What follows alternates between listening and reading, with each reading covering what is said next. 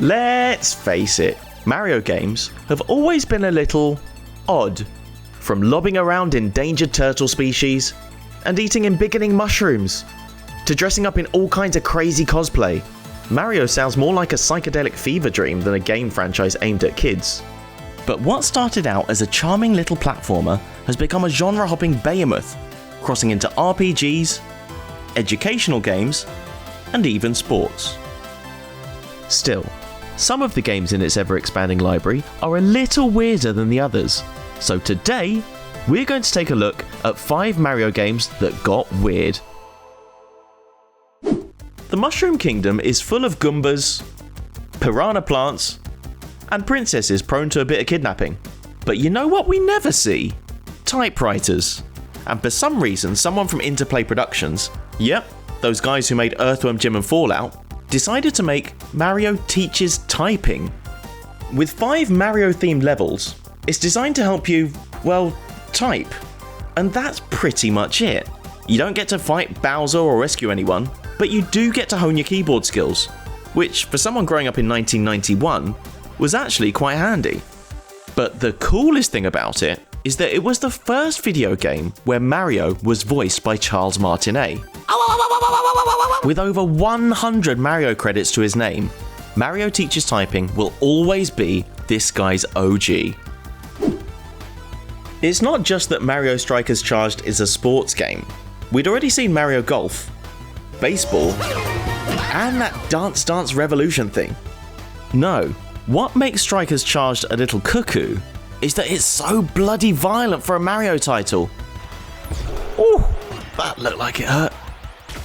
It was the first Mario game that received a rating other than E for everyone, and the first where characters are just plain angry. They just want to hurt each other, something that's very non-Nintendo. But maybe that's why they hired Next Level Games to develop it. They'd already hit gold with the first Mario Strikers, and no one would blame Nintendo if parents complained about the cartoon violence, revealing outfits, or Wario farting. Those were Next Level Games ideas, not Nintendo's, right? Mario's early years is a 3-in-1 bundle of bizarre. It was developed by the Software Toolworks, the devs of the world-renowned Chess 2000 in 1986, who recruited experts in language, child development, and educational research. So they clearly had the best intentions. However, the final product isn't something we'd call riveting. All 3 games had the same loading screen, lazy, and featured some, well, questionable problems for kids to solve. Sprinkle in some rather odd mechanics, like having to wake Luigi up to get an objective. God, look at him, he's as bored as we are. And clicking Mario's hat while a couple of monkeys watch on. And we've got ourselves a contender for most bonkers Mario game. Or at least we did, until we played Mario Paint, which is, curiously, the Super Nintendo's 18th highest selling game of all time, and the only SNES game that uses a mouse. Now, that in itself is a little weird for a Mario game, but it also features one of gaming's most curious loading screens. 6 years before the first Google Doodle, each letter was programmed to perform a different task. Whether you'd click on M for mushroom, P for paint, or R for run away! And then, once all the letters were exhausted, you start swatting gnats, just because. Only then would the game start, and you create your own art, animation, or even music track. To this day, people are still creating music on Mario Paint, and uploading their own versions of songs by Queen.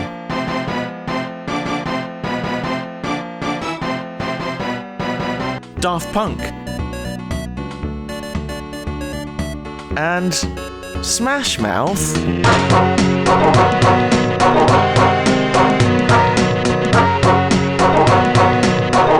Okay, that's enough Smash Mouth for one day.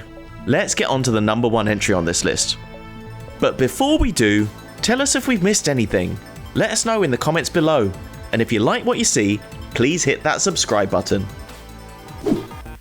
Sandwiched somewhere between 3D classic Super Mario 64 and Super Mario Galaxy, 2002's Super Mario Sunshine had critics lamenting its dodgy camera and gimmicky use of the new Flood water cannon, but it surpassed the launch sales of 64, Halo, and GTA 3, and showed a willingness to just get crazy.